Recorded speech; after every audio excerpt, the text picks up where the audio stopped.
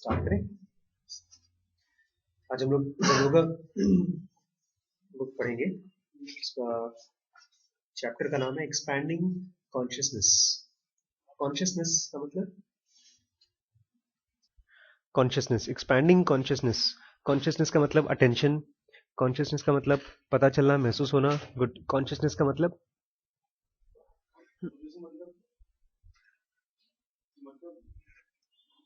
जो चीज हमें मालूम हो, मतलब उसके हाँ पता चलना। ठीक ठीक। कुछ नया पास। The obvious is that which is never seen until someone expresses it simply. Obvious word सुना है कभी? Obvious is that which is never seen until someone expresses it simply. Obvious वो चीज है जो समझ में नहीं आती जब तक कि कोई अचानक से बोल नहीं देता उसको। एक्सप्लेन, कोई फटाफट एक्सप्लेन कर देता है।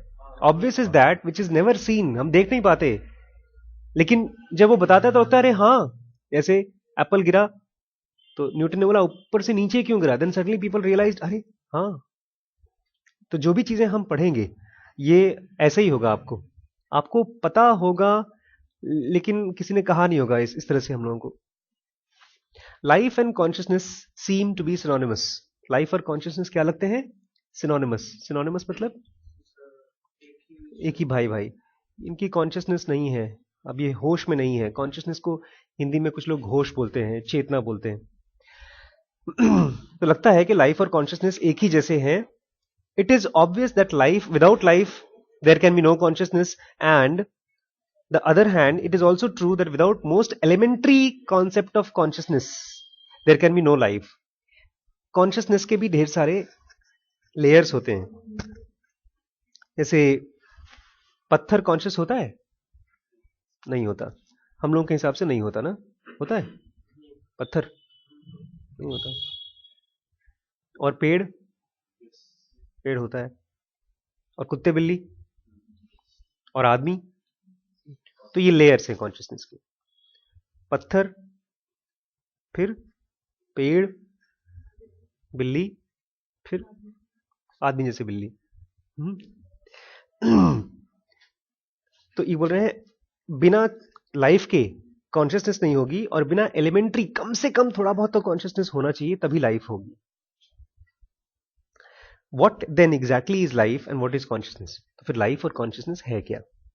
In our age of interplanetary travel, we are nearer to knowing life than proverbial ape, our one-time ancestors. What exactly is life? आज हम लोग भाई चंद्रमा पे जाते हैं। सर हम लोग तो नहीं जाते, कोई तो जाता है।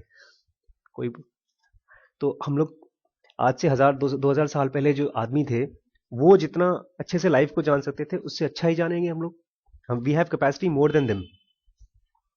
This vital factor life makes us live. हमारे अंदर में कुछ है जिसका नाम है वाइटल, है, बहुत जरूरी है, उसको लाइफ बोलते हैं, और उसी से हम लोग क्या है? लाइव है, मतलब जिंदा है। Just as it allows animals, birds, fishes and plants to live. ये लाइफ जैसे हमको जिंदा रखी है ऐसे ही बाकी लोगों को भी जिंदा रख रही है। But accompanying life is what we call consciousness or awareness. Consciousness को कुछ लोग अवेयरनेस भी बोलते हैं, हालांकि ये सही पूरी तरह से सही नहीं है, बाद में डिस्कस करेंगे क्यों। Which is imperceptible in mineral kingdom.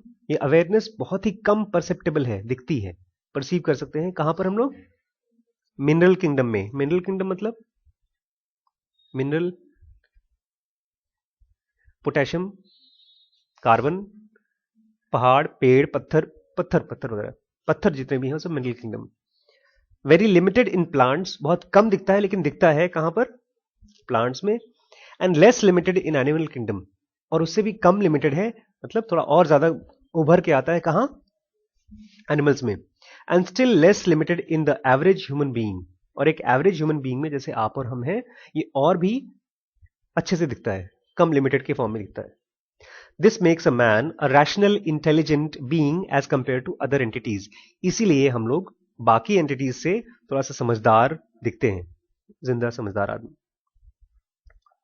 But man thinks that in all creation there is not a kingdom और kingdoms which consciousness as much or more advanced than is his in comparison, or his consciousness appears in comparison to other lower kingdoms.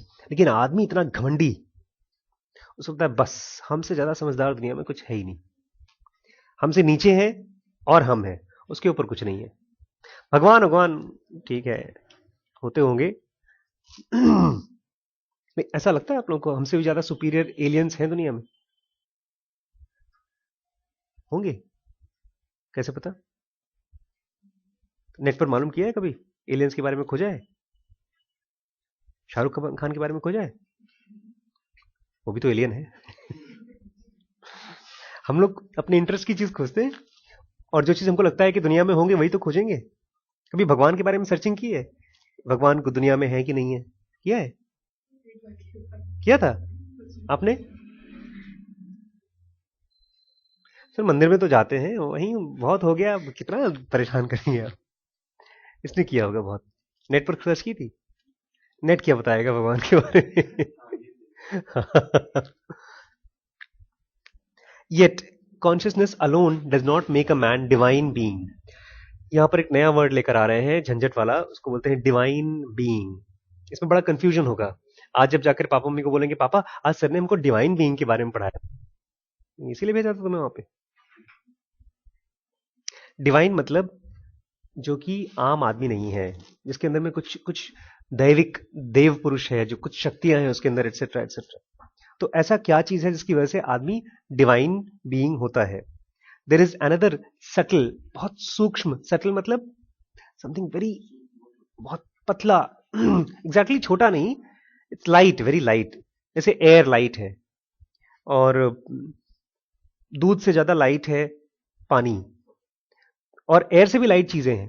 तो बोल रहे हैं कुछ बहुत subtle vital principle है man में। There is another subtle vital principle in man which when it is able to function within man makes him divine being. जब वो एक आदमी के अंदर में से काम करता है तो वो आदमी डिवाइन हो जाता है। जैसे एक पिक्चर में आप लोगों को, इन लोगों को दिखाया, आपको नहीं दिखाया, आपको दिया था मैंने, माइकल क्लेटन, देखा आपने? नहीं देखी? उसमें एक सीन है बस, लास्ट का सीन, उसके बाद वो आदमी पूरी तरह से बदल जाता है। 50 साल की करप्शन की प्रैक्टिस एक दिन में खत्म हो सकती है, लेकिन हो गई उसमें 50 साल की करप्शन की प्रैक्टिस एक दिन में खत्म हो जाती है उसकी। और लास्ट में डायलॉग भी है, कोई पूछता है हु आर यू, बोलता है I am Shiva the God of death. तो ये क्या चीज है उसके अंदर में से जो काम कर रही है, उसको ये लोग बोलते हैं कोई सटल प्रिंसिपल है जिसकी वजह से वो डिवाइन हो जाता है। We can say that man is that vital principle. आदमी वही क्या है? वाइटल प्रिंसिपल है, एंड हैज कॉन्शियसनेस। और आदमी के पास ऊपर से कॉन्शियसनेस है, ऊपर से लाइफ है, ऊपर से फिजिकल बॉडी है, just as many have house, furniture and cars. थोड़ा सा पर्सपेक्टिव बदल रहे हैं हम लोग। अभी तक हम लोग क्या सोचते थे कि हम लोग हैं, हमारे पास कॉन्शियसनेस है, लेकिन हम लोग अपने आप को क्या हम लोग बोलते थे? हम इसको बोलते थे, इस चमड़ी को बोलते थे कि हम हैं, इस हड्डी को बोलते थे कि हम हैं। बट ही इज सेइंग हम अपने आप को कोई, हमारे अंदर कोई वाइटल एलिमेंट है जिसकी वजह से हम डिवाइन हो सकते हैं, और शायद हम वही हैं। और ऊपर से हमारे पास क्या है? कॉन्शियसनेस, और बॉडी भी है, लाइफ है, एटसेट्रा, जो भी है। ये ऐसे ही जैसे हमारे पास गाड़ी है, बंगला है, etcetera etcetera. Supposing we were to live in a world of perfect darkness. हम एक ऐसी दुनिया में जहां पर एकदम क्या है? सुंदर सा अंधेरा है। अंधेरा सुंदर सा होता है? अंधेरा कायम हो।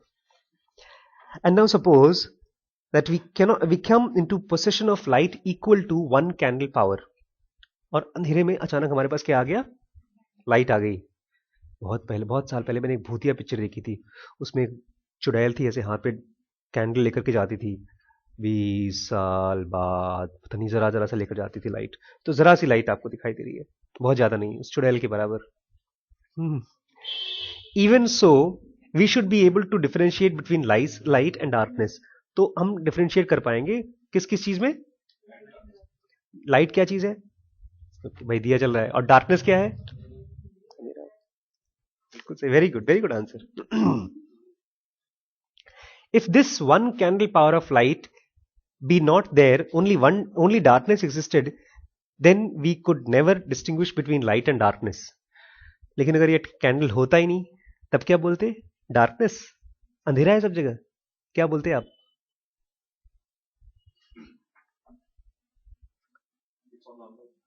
वही है बस, जो भी है बस यही है.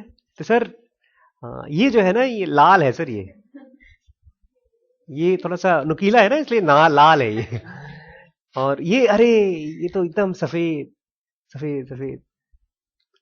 तो ही सेइंग यू नीड जरा सा light to differentiate it from darkness. In the same way, we sleep at night. क्या करते हैं हम रात को? कुछ लोग सोते हैं. उल्लू नहीं सोते, उल्लू दिन में सोते हैं भाई, सोते तो हैं लेकिन. Our consciousness by comparison to other standards is one candle power during our waking hours. आमतौर पर जब सो के उठते हैं तो कुछ सपना अपना देखा रहता है हम लोगों ने, याद वाद नहीं रहता. आधे घंटे बाद एक बार एक आदमी ने आकर के एक ज़ेन मास्टर को बोला, गुरुजी मैंने रात को सपना देखा कि मैं तितली था सपने में और उड़ रहा था, इसका क्या मतलब होता है? तो गुरुजी बोलते हैं जाके बेटा चाय पी लो. बोलते मेरी प्रॉब्लम समझिए आप, ऐसा तो नहीं है कि तितली अपनी दुनिया में सोच रही हो, सपना सो रही हो और सपना देख रही हो कि मैं ज़ेन मास्टर हूं. ऐसा पॉसिबल है? उसने बोला जाओ चाय पियो आराम से, दिमाग उठ जाओ, सो मतलब तुम उठ चुके हो. ही सेइंग कि थोड़ा बहुत जो कॉन्शियसनेस है, in the same way, however if we are always asleep, अगर हम हमेशा सोते रहे, we could never understand what is consciousness. Consciousness को अगर हमको समझना होगा तो हमको क्या बताना पड़ेगा? पहले बेटा तुम सोते हो. हाँ, सोने में जो होता है ना वो कॉन्शियसनेस नहीं होता, उसका उल्टा होता है, वो अनकॉन्शियसनेस है. और जो उसके बाद होता है वो, जैसे आपने बोला लाइट का उल्टा, जो लाइट नहीं है, ऐसे कॉन्शियसनेस का उल्टा स्लीप और unconsciousness. We are actually conscious for something, however short the duration, और वी आर कंप्लीटली अस्लीप, और are we completely asleep and always so. क्या हम थोड़ा बहुत भी कॉन्शियस हैं या हमेशा सोते रहते हैं? जैसे परसों मैं गया था, कल तो मैं आया नहीं, परसों मैंने दिमाग में कैलकुलेशन किया कि मैंने वो मकान छोड़ दिया फर्स्ट को, second, third, fourth, fifth, six, seventh, eighth, second, third, fourth, fifth, six, seventh, eighth, 7 दिन का मैंने टिल 8th हम लोगों ने रेंट दे रखा था उसका. तो और 7,000 रुपये महीना हमारा किराया था. तो 233 रुपए के करीब पड़ता है डेली का. तो मल्टीप्लाइड बाई 7 कर देंगे तो करीब 1500-1600 रुपये पड़ता था. तो मैंने हिसाब लगाया कि 1500-1600 रुपये अंकल से मुझे वापस लेने हैं. और अंकल ने राम जी को बोल दिया था कि डॉक्टर साहब को बोल दीजिएगा कि जो बिजली का बिल है ना उसमें इतना रुपए का मीटर आया है, 450 या 480 रुपये देने हैं. मैंने कहा ठीक है. वैसे यार बड़ा उसको हिसाब लगा लेना चाहिए अपना, उसमें से माइनस करके जो बचे वो दे दे उनको. मैं गया उनके पास और रिम्बी ने पहले मुझे तैयार कर रखा था कि तुम जाके लड़के बताना. लिखा नहीं, और अंकल अगर बोले तो पैसा दे देना चुपचाप उनको. मैं जेब में पैसे थे, कुल मेरे पास 500 रुपए के करीब थे. मैं गया उनके पास, मैंने कहा अंकल ऐसा है कि वो 7 दिन का भाड़ा बचा हुआ है. तो उनकी भावें क्या हो गई, ऐसे हो गई. बोलते हैं वो कैसे? अंकल एक्स्ट्रा है भाड़ा है, हम तो जल्दी छोड़ दिए. वो तो नियम नहीं होता. कोई इतनी जोर से गुस्सा आई, मुझे मन किया जिस कुर्सी पे बैठा हूं उसी को उठा के तोड़ दूं, उठा के, मतलब मैं मारूंगा पीटूंगा नहीं, हिंसक प्रवृत्ति मेरे अंदर नहीं है, लेकिन कुर्सी को तोड़ ही सकता हूं. और हाथ पैर टाइट नहीं हुआ, लेकिन दिमाग, ब्रेन में ऐसा कुछ खूब जोर से टेंशन जैसा आ गया, नस वस फूल गई. दोबारा हुआ मेरे साथ. मैंने बोला चुप, बस. बोलते हैं ऐसी बात है. मैंने कहा बस. हीरो की तरह पर्स खोला, उसमें से 500 रुपए का 450 रुपए निकाले, कहा ये लीजिए. बोलते हैं डॉक्टर साहब ऐसा है ना. मैंने कहा अंकल जी बस करिए, ऐसा वैसा कुछ नहीं, 500 रुपए हैं, और चाहिए तो और बताइए. उसके बाद दे करके मैं चलाया. फिर आकर के रिम्पी के ऊपर खूब भुन भुन भुन करके डांटा. ये मैं आपको क्यों बता रहा हूं पता है? क्योंकि मैं अवेयर था कि मैं गुस्से में हूं। आमतौर पे हम लोगों को अवेयर नहीं होता कि हम गुस्से में हैं और ये गलती मेरी है। और मुझे गुस्सा क्यों आया? क्योंकि मैंने कैलकुलेशन किया था कि मुझे पैसे वापस मिलने चाहिए थे। और एक और चीज का गुस्सा था, मुझे बड़ी जोरों से भूख लगी थी। तो मैंने सोचा 500 रुपये बचे, उसमें से जाते समय आधा किलो रबड़ी ले लूंगा, घर पे जाके रबड़ी और पूड़ी वगैरह खाएंगे, मौज करेंगे। लेकिन अंकल जी ने जेब ही खाली कर दी। जाके घर पे जब रिम्पी से बातचीत हुई तो रिम्पी मुझसे ये नहीं पूछ रही भूख लगी कुछ खाओगे, वो अपना पड़ी है। तुम्हें नहीं जाना चाहिए था, तुम्हें ये करना चाहिए, तुम्हें वो करना चाहिए था। मैं गुस्से में गया, ब्रेड निकाला, सूखी सूखी ब्रेड चबाना शुरू कर दिया। अरे किसने बोला है सूखी ब्रेड चबाने को? मक्खन लगा लो, तुम्हारे घर में मक्खन पड़ा हुआ है। तो ये गुस्से में हम अपने आप को नुकसान नुकसान करते हैं। लेकिन ये जो अवेयरनेस था गुस्से का, ये तभी मालूम पड़ता है जब आप नॉर्मल अवेयरनेस से इसको अलग करें। पता है लेकिन नॉर्मली क्या करते हैं हम लोग? हम ये कह देते हैं गुस्सा हमको अंकल जी की वजह से आया, गुस्सा हमको एग्जाम की वजह से आया। तो ही सेइंग चाहे थोड़ी देर के लिए हमको अवेयरनेस हो, बट अवेयरनेस रहेगा तभी हमको मालूम पड़ेगा कि अनअवेयरनेस क्या है या कॉन्शियसनेस क्या है। We do not understand even today what sleep is. अगर आपको गलती से, भगवान न करे, किसी को मिले एमबीबीएस की सीट मिल गई, आप लोग कोशिश कर रहे हैं क्या? पीएमटी की तैयारी कर रहे हैं? कोई नहीं कर रहा है ना? Thank God. One of the बहुत अच्छा कोर्स नहीं है वो। इतनी मोटी मोटी किताबें पढ़नी पड़ती हैं और उसके बाद बैठ करके आपको मरीजों के साथ दिन भर बैठना पड़ता है। मरीज रोते गाते पिटते आते हैं, आपको पैसा देते हैं और आपको ग्राहक नहीं दुकानदार मानते हैं। पहले बहुत जमाने पहले डॉक्टर साहब होता था, अब तो डॉक्टर साहब नहीं है। जल्दी करिए डॉक्टर साहब, ऐसा हो गया। इज्जत विज्जत कम हो गई, पैसा भी बहुत कम मिलता है। ये बहुत फायदे का सौदा नहीं है। लेकिन मैं वो पॉइंट नहीं, पॉइंट ये है कि स्लीप के बारे में किसको मालूम होना चाहिए? भाई डॉक्टर्स को मालूम होना चाहिए। हम लोगों को बहुत कुछ पता होता नहीं है। हम बता देंगे आरईएम स्लीप होता है, rapid eye movement sleep, non REM sleep, इसमें आपको सपना दिखता है, इसमें सपना नहीं दिखता है। बट होता क्या है सपने के प्रोसेस में, वो नहीं मालूम पड़ता। He saying we do not understand even today in this our age what is sleep. We have another state in which we are not aware or conscious of our body even though we are awake. ये मुझे बहुत बार होता है जब मैं 3 step करता हूं। 3 step करते करते ऐसा महसूस होता है जैसे कि आपकी बॉडी हवा में उड़ रही है। कभी कभी आप कॉन्शियस होते हैं कि आपकी बॉडी है और आपको ये भी पता होता है कि आप जग रहे हैं, सोते नहीं। तो ये कह रहा है वी हैव अनदर स्टेट, एक और स्टेट है हमारे अंदर, in which we are not aware of और conscious of our body even though awake. हम अवेक होते हैं लेकिन अपने बॉडी के लिए अवेयर नहीं होते। तो जब हवा में उड़ना महसूस होता है आपको, क्यों? क्योंकि वो फिजिकल बॉडी से कहीं ना कहीं अलग हो जाते हैं हम। ये वही कह रहा है we have another state in which we are not aware और कॉन्शियस ऑफ आवर बॉडी। यहां पर बॉडी किसको बोल रहे हैं हम लोग? फिजिकल बॉडी को। Even though we are awake, जगते हुए भी। In deep sleep we are not conscious और aware of our relationship to other people. सपने में कौन भाई है, कौन पिताजी, कौन डॉक्टर साहब, कुछ पता नहीं होता। आवर नॉलेज, एमबीबीएस है कि एमडी, कुछ पता नहीं चलता। आवर पोसेशंस, हमारे पास रुपया पैसा कितना है पता नहीं चलता। आवर वरीज, चिंता भी नहीं मालूम पड़ती। आवर हेल्थ और इल हेल्थ नहीं मालूम पड़ता।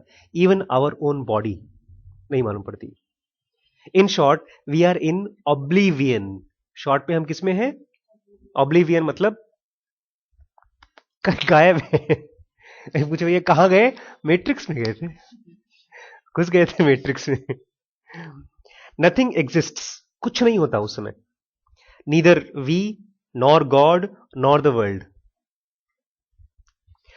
हाउ टाइम फ्लाइज, समय कैसे होता है सर? आधे घंटे 10 मिनट तो सोए थे और घड़ी देखा 2.5 घंटे। होता है ऐसा? To think I had 8 hours of sleep और I slept wonderfully seems as if I went to sleep only for a moment ago. ऐसा लगता है।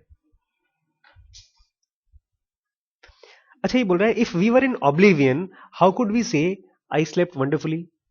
अगर हम पूरी तरह से गायब थे तो हम ऐसे कैसे कह सकते हैं कि हमने बहुत मजे से सोए? What is that state of consciousness, what टेस्टिफाइज it, कौन टेस्टिफाई करता है उस मजे को?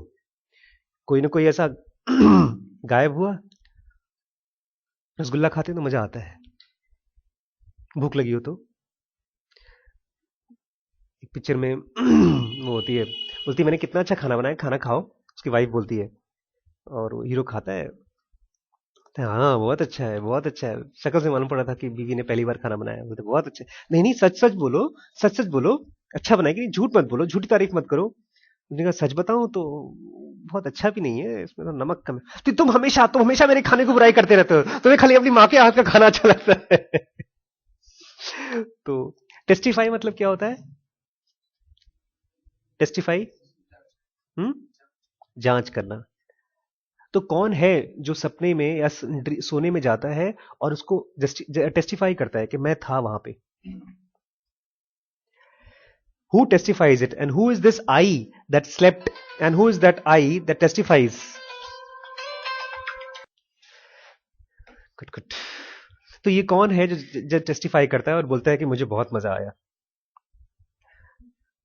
अभी एक फेसबुक पर करीब 15-20 मिनट पहले एक लड़की आई, वो पिछले दो दो हफ्ते से मेरे पीछे पड़ी है, काउंसलिंग करवा रही है कि सर मेरे बॉयफ्रेंड ने मुझे छोड़ दिया, वो किसी और लड़के के साथ घूम रहा है, एटसेट्रा एटसेट्रा एटसेट्रा एटसेट्रा। मैं उसको बोला चिंता मत कर, भूल जाओ। नहीं सर, मैं उसके बिना जी नहीं सकती, मैं मर जाऊंगी, और उसको गाली भी दे रही तरफ से कि उसने, उसको कुत्ते ने, उसने ऐसे ने मुझे छोड़ दिया, एटसेट्रा एटसेट्रा एटसेट्रा।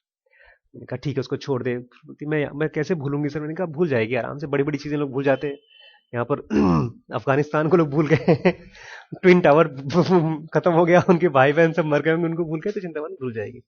आज बोलती है सर सर उसने मुझे बुलाया है मिलने के लिए, मैं सोच रही हूँ एक लास्ट टाइम जाकर के उसके साथ ब्रेकअप कर दूं।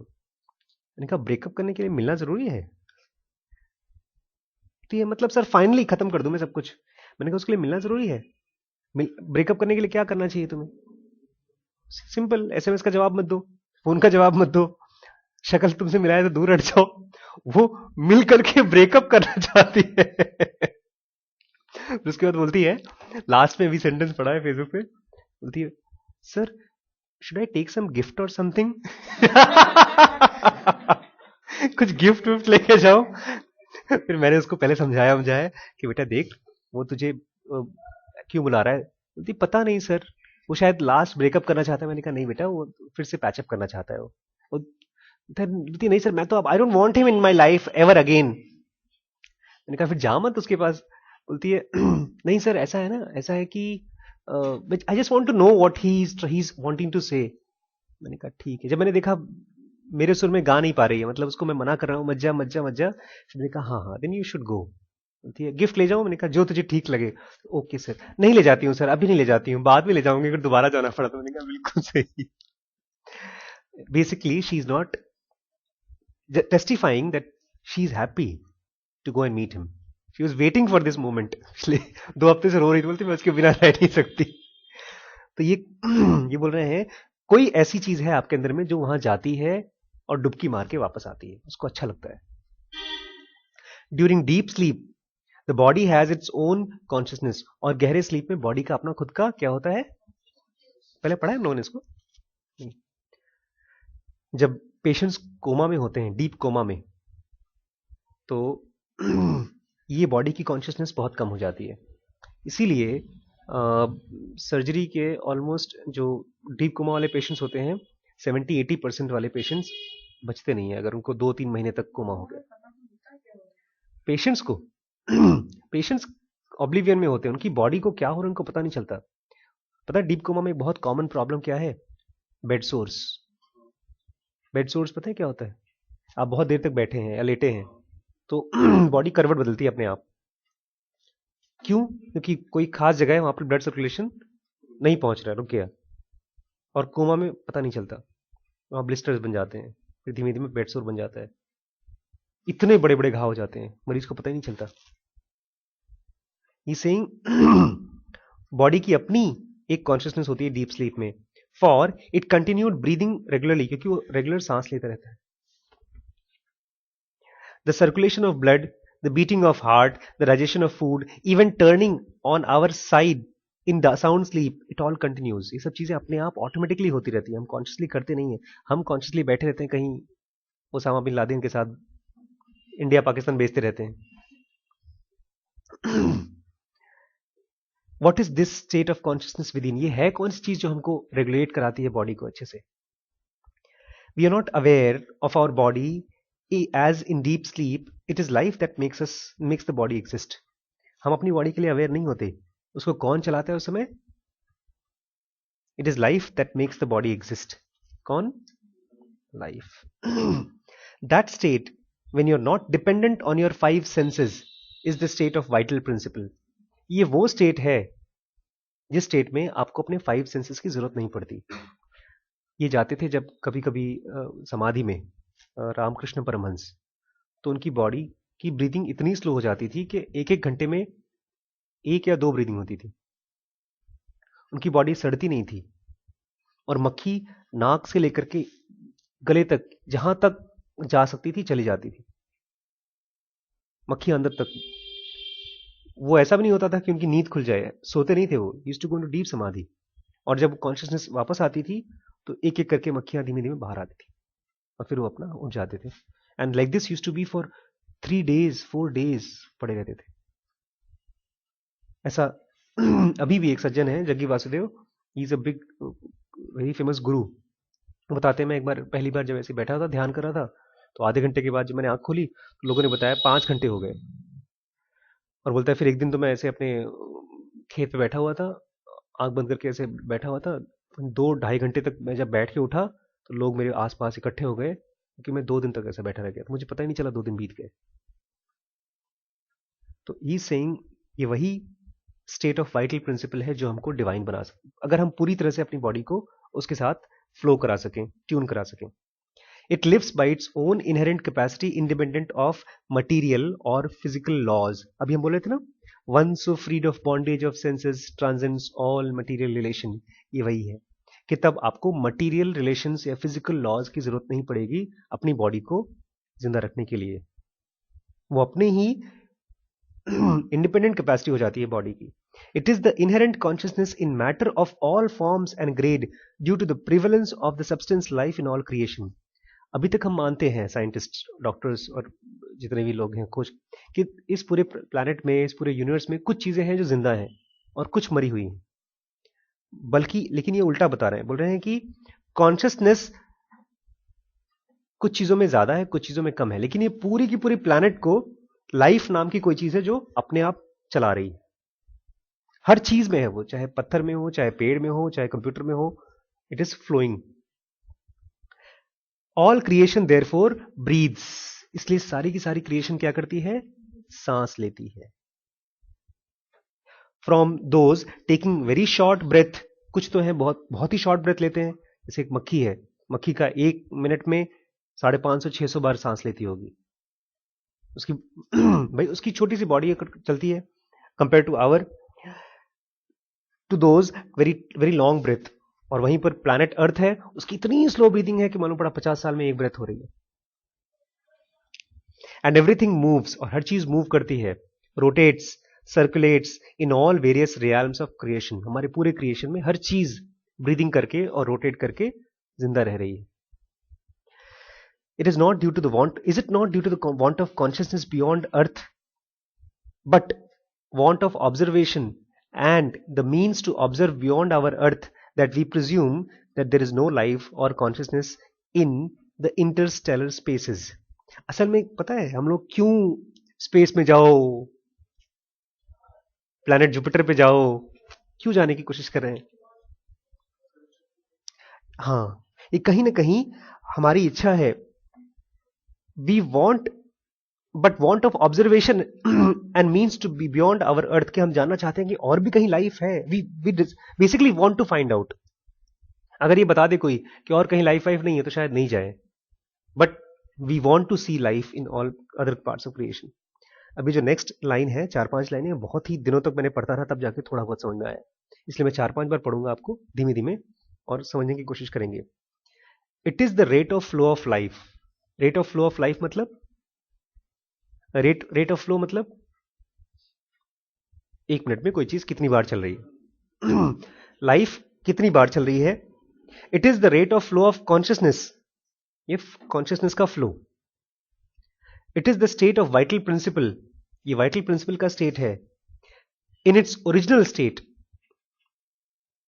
जिस तरह से कहीं ना कहीं गॉड फॉड या लाइफ जो है ओरिजिनल, उसकी state as in deep sleep, जैसा कि डीप स्लीप में होता है हमारी बॉडी में, और as identifying itself with physical body in what is known as the waking state, together with inherent different levels of consciousness that makes men different from each other। मैं समझा देता हूं, ठीक है? आप, मैं, आप या फादर या जग्गी वासुदेव या रामकृष्ण परमहंस, हम लोगों में डिफरेंस कहां से आता है? It is not because of our education, it is not just because of our culture. Ramakrishna Paramahansa बिल्कुल पढ़े लिखे नहीं थे, उन्होंने कोई किताब नहीं लिखी है। ही सेइंग हमारी बॉडी में किस रेट से ब्रीदिंग जा रही है, किस रेट से कॉन्शियसनेस जा रहा है, और वो ओरिजिनल स्टेट के पास है कि हमारे ड्रिफ्टेड स्टेट, मतलब अगर हम डरे हुए होते हैं तो रेट ऑफ ब्रेथ क्या हो जाता है हमारा? फास्ट हो जाता है। गुस्से में होते हैं तब भी फास्ट हो जाता है। जब शांत होते हैं तो स्लो हो जाता है, और जब बहुत शांत होते हैं तो बहुत स्लो हो जाता है। उसी के ऊपर डिपेंड करता है कि हम किसी आदमी से कितना अलग हैं। तो मेरे लिए क्वेश्चन ये नहीं है कि मैं कितने पैसे कमा पा रहा हूं, मेरे लिए क्वेश्चन ये है कि मेरी ब्रीदिंग रेट कितनी स्लो कर सकता हूं मैं अगले 10-5 सालों में, 15 सालों में। अगर मैं 1 मिनट में 1 सांस ले पाता हूं और उसमें मुझे कोई दिक्कत नहीं होती, then my consciousness will be completely different. I will not be the same person that I am today. अभी जो मेरी सांस क्या है, 8, 7, 8 या 10 पर मिनट, और मैं देख रहा हूं आज से 15 साल पहले जो लड़का था मैं, उससे बहुत ही अलग। मेरी इनकम, मेरी लाइफ में सेरेंडिपिटी मतलब समझते हैं? सेरेंडिपिटी, हैप्पी एक्सीडेंट्स, कोइंसिडेंसेस, कि मैं उठा रहा हूं पत्थर और अचानक से निकल जा रहा है वो सोना, कीमती चीज। ये सब चीजें बढ़ती जा रही हैं। Circumstances, environment nor heredity could be the sole cause of difference. Circumstances की वजह से डिफरेंस नहीं है। सर्कमस्टांसेस तो लखीमपुर में सबके पास वही है। आज ये डॉक्टर साहब जो बैठते हैं, हम लोग बातचीत करते हैं, बोलते हैं लखीमपुर से सर मैं बोर हो चुका हूं, जिंदगी एकदम बेकार हो गई लखीमपुर से। और आजकल दवाइयां खाना शुरू कर दिया उन्होंने, साइकेट्रिक दवाइयां खा रहे हैं हैप्पी, खुश रहने के लिए। तो वही उनको भी मिल रहा है, वही मुझे भी मिल रहा है। तो डिफरेंस क्या है? It is not circumstances, it is not environment, heredity भी नहीं है। तो यही sage according to Zanoga, it is the rate of flow of consciousness या breathing rate. Take this thought for serious thinking. ये क्वेश्चन है जो इसके ऊपर आप कुछ सोचेंगे, क्वेश्चन नहीं है, सिर्फ थॉट, और उसके ऊपर 2-4 चीजें आप लिख कर लाएंगे परसों। What is sleep? Who keeps awake to carry out vital function during sleep? Sleep क्या है?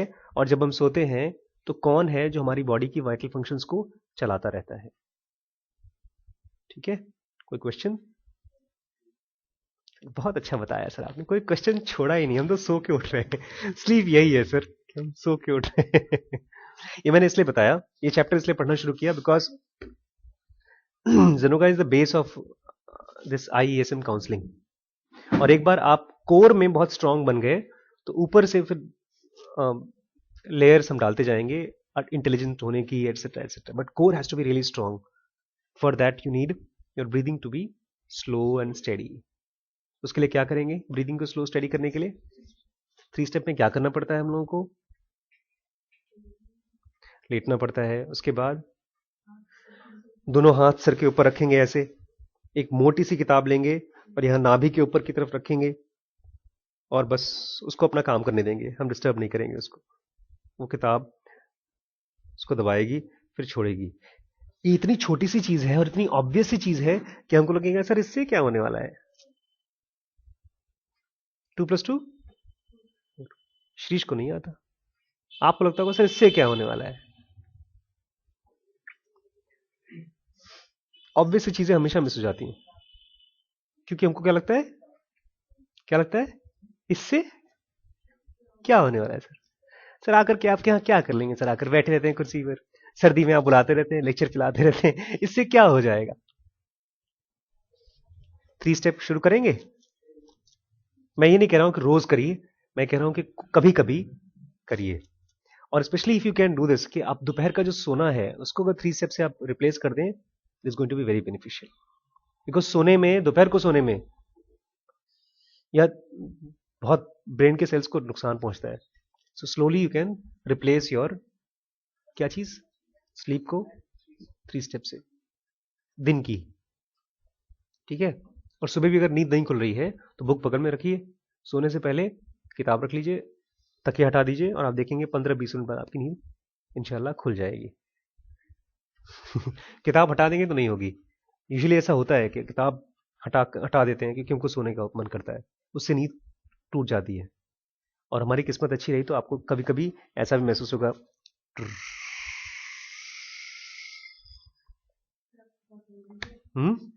मॉलिक्यूलर बॉडी अलग हो जाएगी फिजिकल बॉडी से। ऐसा होगा, बिकॉज ये कोई मैजिक नहीं है। जब स्लीप में होता है तो वेकिंग में भी हो सकता है। क्वेश्चन है, व्हाट इज स्लीप, नींद क्या है, and who keeps awake to carry on the vital function during sleep.